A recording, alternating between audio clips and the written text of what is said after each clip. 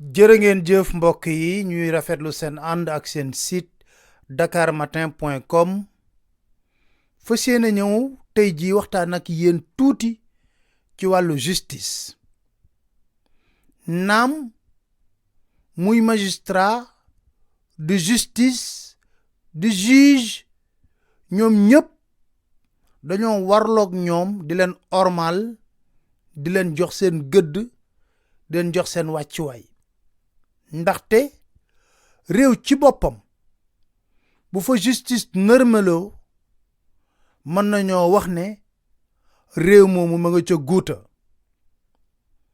waaye ak seetlu dafa wane lenn lu doy waar ci réewum Sénégal saa su ne di nga dégg nit mu ne justice su Sénégal ñi yor nguur gi di ci bànneexu dañ ko def seen yat maanaam bras armé di xeex seeni adversaire politique saa buñ ko waxee nag nit ñi miim waaye damay faral di wax ne fen du bejjaaw bërki démboo njaay ci assemblée nationale ministre de la justice dafa dem yóbbu fa ay loi am benn boo xam ne dafa ñëw soppi li xew ci fi nga xam ne moo di cour suprême ñu jëm ci wàllu lii nga xam ne moo di rabat d'arrêt mu dëggal ci kanamu assemblée nationale ñu voté benn loi boo xam ne day modifier loi organique bu cour suprême ne rabat d'arrêt nekkatul léegi loo xam ne dafa suspensif ci wàllu décision de justice loolu fàttali dossier Khalifa Ababacar Sall ndax bu nu demee ci assemblée nationale di soppi loi organique bi di wax ne rabat d'arrêt nekkatul léegi un caractère non suspensif dafa fekkoon ne rabat d'arrêt dafa am un caractère suspensif coow loolu amoon fi lool yàlla def ñu amoon waxtaan wu am solo 19 décembre 2018 ci dossier Khalifa Ababacar Sall séqoon waxtaan woowu ak professeur Ndiak Fall mi nga xam ne day jàngale ci université bu Cheikh Anta Diop wàllu yoon ak avocat bu mag bi di maître Mame Adama Gueye tey jii boo dégluwaatee seen waxtaan ñu fas yéene leen ko dégtalaat di ngeen xam ne suñu justice bi dañ koy soppi bras armé ngir xeexee ko ay adversaire politique li ci gën a doy waar moo di lu ñu mel bu amee doo dégg benn magistrat bu ci wax lu ñu mel bu amee doo dégg union des magistrats du Sénégal bu ci wax ndaxte ñoom ñëpp xam na ne ñi ngi jalgati yoon ni ngi jalgati ni nga xam ne moom lañu war a jaaralee yoon ci réew mi lépp ngir fajal bëgg-bëgg président de la république moo tax bu coow du jib ñuy ŋàññi justice bi ci yenn taxawaay yi yu mel nii moo ko waral kon dama leen di bàyyi ngeen déglu bu baax a baax waxtaan bi ma séqoon ak Ndiak Fall bi nekk professeur de droit ak maître Mame Adama Gueye ay ci leen ñu déglu leen laaj bu njëkk bi maître yow laa koy laaj est-ce que mës nga gis dossier bu gaawee ni en matière de traitement depuis 36 ans bi nga nekkee ci baro bi wax dëgg yàlla te yàlla rek a tax may wax si 36 ans fanweeri tax juróom benn yi ma nekk avocat musuma gis loolu te tey taxul ma koy wax yàgg naa ko wax procédure bu gaawee ni musuma ko gis procédure bi tey matagul ñaari at parce que mu ngi commencé le 7 février 2017 la commencé 7 février 2017 la soit transmis jóge procureur dem dikk tey ñu ngi programmé affaire bi décembre 2018 ñaari at yi février 2019 lay mat. tey sànq rek bi may añ dama recevoir suma benn xarit boo xam ne dama yor dossier am tribunal dossier bu simple c'est-à-dire citation directe mooy dossier yi gën a simple ba ñu jugé décision bi ñu def appel def na 1 an et demi jugement bi génnagul sax diggante tribunal ak cour d'appel muy at ak genn wàll waxatuma la wax dossier boo xam ne te nañ ci dellu si parce que chronologie bi yëpp danaa la ko jox ak date yi exact stade de procédure fu nekk mais diggante instruction ba jugement ba cour suprême ba jugement ba appel ba dem cour suprême te matul ñaari at loolu kenn mësu ko gis loolu nag waruñu yem rek di constater ko parce que tamit loolu c'est un constat d'expérience avocats yi ñu ngi may dégg magistrats yi ñu ngi may dégg xam nañ li may wax bu baax a baax un dossier simple de citation directe di nga am jugement balaa ngay dem appel mën na passé at ba at passé waxatuma un dossier d'instruction boo xam ne dafa jaar instruction préliminaire enquête préliminaire jaar instruction dem jugement première instance dem cour d'appel dem cour suprême matul ñaari at kooku moom amul ku fi mun toog ku nekk justice mën na mës na gis procédure bu gaawee noonu souvent xam nga yenn saa yi na fi am ay dossier nit ñi naan waaw dossier dafa yéex lan la état bi di tontu souvent boo koy déglu le temps de la justice n'est pas le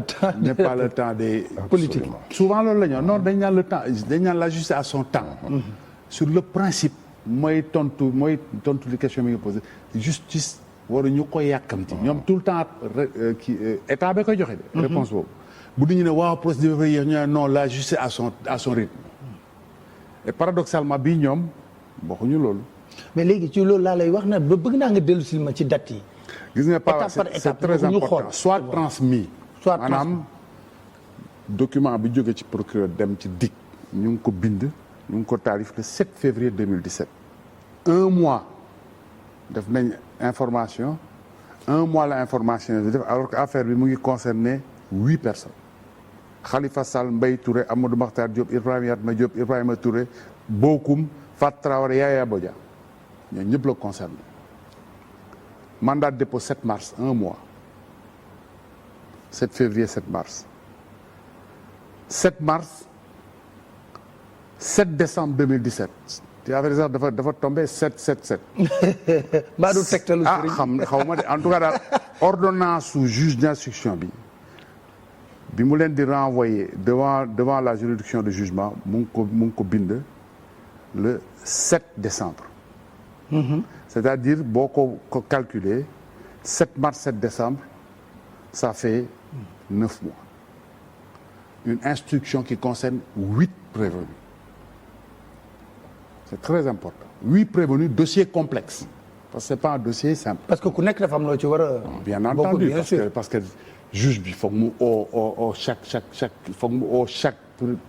prévenu wax ak moom inculpation pardon wax ak moom bu paree ñoom def confrontation donc yooyu yëpp ça prend du temps. Mais en 9 mois ñu loolu yëpp évacué nañu ko. Ordonnance bi 7 décembre la réquisitoire bi procureur bi def mu ngi ko def le 4 décembre. le 4 décembre. ñuy def le 7. Le 7 décembre juge bi renvoyé leen li xew ca diggante bi c'est important parce que loolu ñu ngi koy togg bañ koy togg ci diggante bi Khalifa Sall nekk na fi député 14 août 2017 ñu taxañ loolu te bu ñu fàtte ne ñoom ñoo ne woon à départ bañ koy topp amul immunité parlementaire. waaw dem ba ci biir ñu ne nañu lever immunité parlementaire loolu tamit séquence bu am importance bu ñu war a bu ñu war a wax donc ñu ngi koy le 14 août le 30 mars 2018 le 30 mars 2018 c'est-à-dire ñu ngi leen renvoyé ñu ngi def ordonnance bi le 7 décembre le 30 mars 2018 tribunal bi àtte na ko. pare. àtte na ko le 30 mars 2018 Khalifa Sall def appel bi ñu defee appel cour d'appel mu ngi rendre arrêt le 30 août 2018 30 mars 2018 30 août 2018 mars août troisième mois 8e mois 5 mois. 5 mois. te sànq rek laa lay wax dossier simple rek diggante tribunal ak cour d'appel citation directe mën na def at wala lu ko passé te loolu am na tamit beneen séquence bu am solo bu am importance bu ñu war a signaler parce que ca diggante ba. le 29 juin 2018 CEDEAO cour CEDEAO rentre arène. Ça c'est un point fondamental. Justement foofu bëggoon naa laaj parce que dama mësoon lire professeur Ndiack ci benn interview bu ma waxoon mu ne obligatoirement arrêt cour bi bañ ko génnee justice CEDEAO dañoo waroon libérer Khalifa Sall. tout à fait lu tax. li tax ma wax ko maanaam xam nga Sénégal dafa signer convention maanaam dafa am ay charte yoo xam ni daf ko xaatim te charte yooyu boo ko xaatimee constitution Sénégal maanaam charte bi yor réew mi dafa ni charte yooyu boo ko xaatimee say loi wu bopp maanaam loi yi nga xam ni moom ngay doxal sa biir réew charte yooyu ko féete kaw suñu waroo charte bi moo war a dox maanaam moom lañ war a appliquer absolument léegi maanaam Sénégal bokk na ci cour de justice yu CEDEAO texte yi nga xam ni ñooy doxal cour de justice boobu nee nañu suñu jëlee dogal boobu maanaam réew ma nga xam ni moo ko war doxal war na doon sañul bañ maanaam dafa war doxal loolu nga xam ni cour de justice su CEDEAO bi wax na ko bi loolu amee maanaam dogal bi nga xam ni cour de justice de la CEDEAO jël na ko dafa ni jalgate nañu ay wareefu Khalifa Sall daal di lim maanaam wareef yi ñu jalgati avocat yi waroon nañ taxaw ci enquête préliminaire bi loolu amul wala boog waxtu wa mu ñu waroon taxaw amul ñu ni déet na waay ñu ni immunité maanaam kiiraay bi nga xam ni yor na ko bi mu doonee député kenn joxu ko wala boog maanaam mel na ni amu ko woon ndax assemblée dafa maanaam tekkeerlu ba nga xam ni toog nañu ba xam ni yóbbu nañ ko tribunal ñu door ni amoon na immunité waaye ñu ngi koy door a dindi te masuñu ko jox boobu immunité maanaam masuñ ko doxal puisque immunité boo koy doxal moo di bu waa ji doonee député rek ci yoon maanaam bu ko yoon doon topp sax pakk lay doon maanaam day xaw a gàllankoor yoon te gàllankoor boobu assemblée amoon na sañ-sañ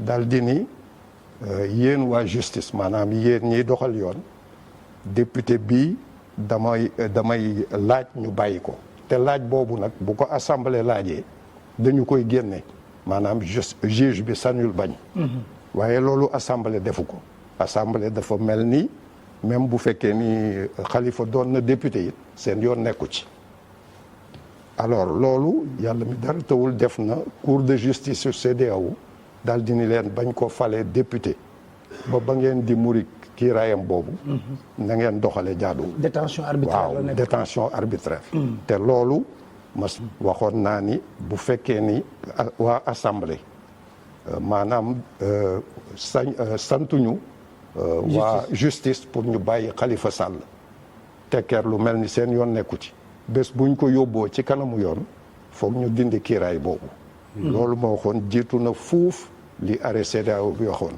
bi arrêt bi dikkee dafa dëggal loolu nee na it ci mbirum procédure maanaam ba tey ni mbir mi doxee ci yoon maanaam jalgati nañ fa ay yelleefam li ñuy wax procès équitable amoon na waxtu woo xam ni sañ na def d'appel yooyu yëpp ñu faagaagal ko yooyu yëpp nag bu amee ci yoon comme sañ-sañ bi CEDEAO am moo ëpp doole ni yoon doxalee Sénégal bu ñu dikkee ci yoon dañu war a neenal la ñu tàmbali woon maanaam annuler procédure bi te kooku it wax naa ko lu jiitu cour d'appel di tàmbali maanaam doxal bay jéem a daan Khalifa Sall waaw mais maître foofu lu ma jaaxal PV comme dañ ne bu nekkee ne sa avocat teewul fu lay entendre ci dig PV bi du valable te c'est sur la base PV bi defe naa la ñuy def réquisitoire wala loolu ngeen koy tuddee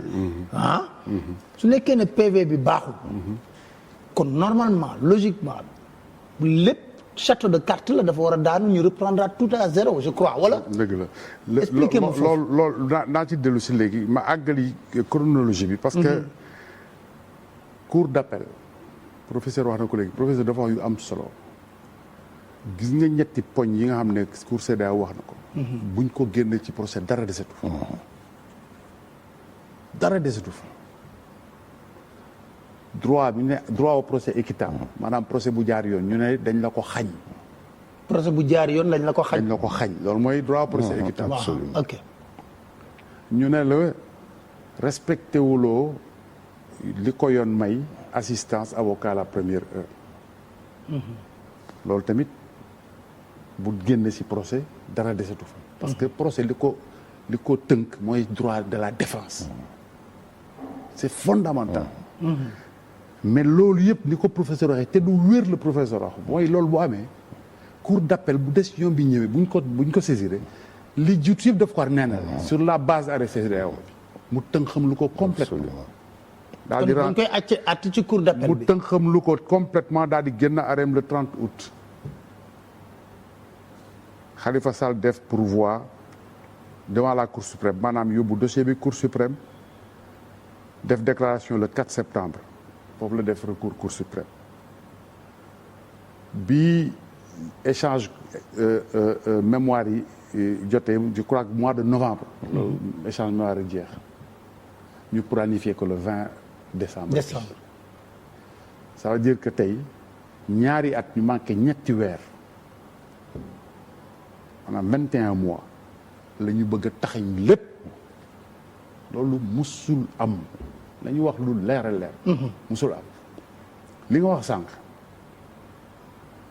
lu leer la man de avocats yi koy pratiquer xam nañ ko c'est-à-dire que droit de la défense c'est un droit sacro-saint maanaam kenn mënu koo bañ a tenir compte ci procès te yoon moo tëral te loolu encore une fois professeur sedd na ko c'est une règle de l'UEMOA moo ne avocat droit à l'avocat première heure ku ñu arrêté fañ la arrêté am nga droit jël avocat comme ni muy xewee États-Unis première heure nanguluñ ko et li gën a garaaw mooy arrêt bi dafa annulé PV yooyu te normalement bu ñu annulé PV yooyu li topp ci procédure bi yëpp day daanu mooy li nga wax comme château de cartes mais malgré ça cour d'appel confirmé jugement bi loolu man de mosuma ko gis en tout cas si li ma nekk avocat mosuma ko gis mooy kon au-delà des questions juridiques parce que analyse juridique bi yëpp am na solo mais dañ ci war a am lecture parce que c'est la crédibilité de la justice qui est en jeu. am lecture qu'est-ce qui justifie ça lu tax loolu war a mën a nekk parce que am na explication loo gis rek am na explication amul dara lu amul explication lu tax dans le cas de Khalifa Sall justice doxee nii est-ce que justice doxee na mu daan doxee dans une situation normale manifestement c'est pas le cas justice doxul ni muy doxee régulièrement loolu nag lu tax man lu xalaat bi ma ci am mooy lu leer mooy que justice dafa jël doxalinam méngale ko agenda politique agenda électoral boobu parce que lu leer laay wax objectif bu leer mooy objectif procédure bi mooy tere Khalifa Sall nekk candidat programmation bi yëpp loolu la parce que bëgg nañ avant conseil constitutionnel di valider candidat yooyu ñu taxañ yëpp cour suprême rejeté pourvoi am ñu ne ko mënatoon nekk candidat Sénégal yi dañ xam ne loolu la du xam nga nekk technique juridique ka mu fi yoon parce que affaire dafa fés bu doon suñu loi fi sax rythme bi sax waxatuñ ko mais comme ni ko professeur sa waxee sànq dafa am arrêt cour CEDEAO bu amul ambiguïté dafa leer amul ñaari interprétation ñu tënk lu ko de manière délibérée te boroom xam-xam yëpp wax c'est que kon am na lu ko lal li ko lal politique la maanaam bu fekkee ni tey cour suprême nee na Khalifa Sall li nga laajkat maanaam dàq naa ko maanaam dëggal naa cour d'appel daan bi mu la daan foofu ay avocat am sañ nañ def li ñuy wax rabat d'arrêt rabat en cassation c'est ça. rabat boo ko déggee maanaam fii mu ne décision bi ñuy séentu ci Cour suprême li ñuy wax chambre criminelle ñoo ko war a joxe chambre criminelle moo war a tontu 20 décembre wala beneen date. léegi nag bu fekkee ni neenal na laaj bi Khalifa Sall doon laaj maanaam dëggal daanu cour d'appel bi foofu ay avocat Khalifa Sall sañ nañ dugal beneen procédure maanaam beneen galgal bu ñuy wax rabat d'arrêt. kooku nag maanaam chambre réunie maanaam cour suprême yëpp ñooy daje saytu mbir mi. kooku mooy daal li tubaab di wax dernière cartouche. moo tax ngay wax ne yow gisoo fan lañ mën a jaar ba xañ Khalifa Sall mu doon candidat. absolument ci lu tax nga wax loolu. waaw li tax ma wax ko dama basé wu ci texte yi maanaam texte cour suprême yi. texte yi voilà texte yi lu mu wax. alors texte cour suprême yi bi ci mujj c'est la loi 2017-09 du 17 janvier 2017. lii may wax yëpp ku ko yër di nga ko ci gis. ci këyit yi la nekk. waaw bu fekkee ni maanaam cour suprême décidé na ni daal dëggal na li cour d'appel atte bu loolu amee fii mu ne dañu koy war a notifier maanaam yëgal ko ñi nga xam ni ñu seqoon atte boobu maanaam Khalifa Sall ak waa nguur gi seeni avocat léegi cour suprême am na weer pour mën leen ko notifier maanaam du bésu décision bi rek ñu ne daan nangu nañu daan bi cour d'appel daan dëggal nañ ko ñu ne la condamnation est définitive déedéet. ñu notifier ko mu doog ñu notifier ko. te notification bi maanaam texte cour suprême yi nee nañu ci délai weer lay doon délai weer. ils ont 1 mois pour le faire. waaw 1 mois boo ko déggee it maanaam du mel ni ñu joxe 20 décembre ñu ni 20 janvier déedéet. dafa am li ñuy wax les jours francs les délais sont francs maanaam samedi ak dimanche yi. bokku ci ak voilà bokku ci. bu 24 décembre waaw 25 décembre daanoo bu dul dimanche et cetera yooyu du ci bokk. donc léegi bu parti yi jotee ci décision bi bu ñu leen ko notifié am nañu weer pour dugal rabat boobu maanaam wane ni léegi kat ñun mel ni ñun avocat Khalifa Sall yi fii mu ne ñu ngi dugal beneen procédure bu ñuy wax rabat d'arrêt. rabat boobu boo ko dugalee maanaam boo jotee notification bi ba pare ci nga koy mën a dugal.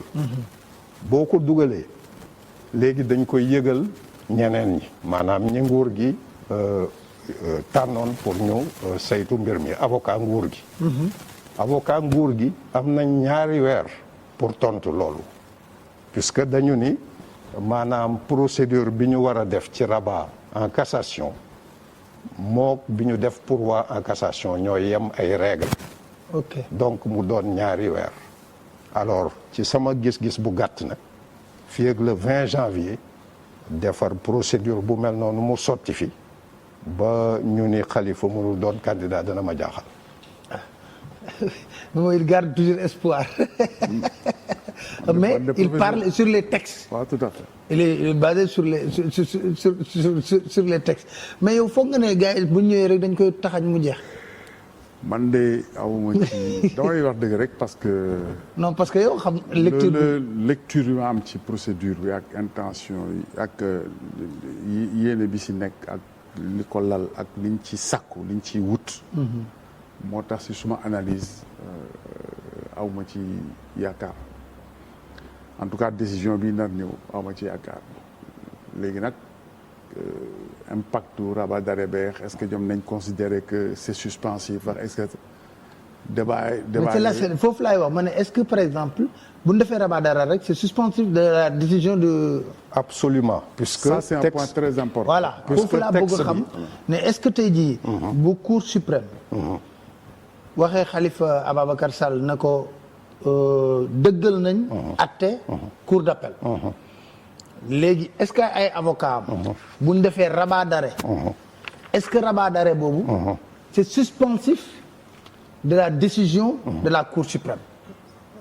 La réponse est affirmative maanaam li may wax. voilà ba tey texte Cour suprême yi ñoo ko wax. article 36 quatrièmement nee na le pourvoi est suspensif en matière pénale. c'est ça. rabat d'arrêt bi même buñ ko dugalee c'est en matière pénale kon nag ça reste suspensif maanaam mënuñu ni par exemple léegi chambre criminelle bi rejeté na la requête de Khalifa Sall, la décision est devenue définitive puisque li ñu wax décision définitive moo di décision boo xam ni toutes les voies de recours sont épuisées. c'est ça. fekk voie de recours yaa ngi daw décision bi mel na ni amul benn solo doonte Khalifa ngi ci biir kaso bi. non mais bu fekkee ne rabat d'arrêt dafa am. beneen procédure lay ubbi. foog mu am décision si rabat d'arrêt bi. foog chambre réunie maanaam chambre yëpp daje. voilà acte loolu. kon maanaam mënuñu taxañ pourvoi beex rabat possibilité rabat d'arrêt parce que rabat d'arrêt ba nga koy acte ñu tegal la ko. donc foog ñu génn décision bi.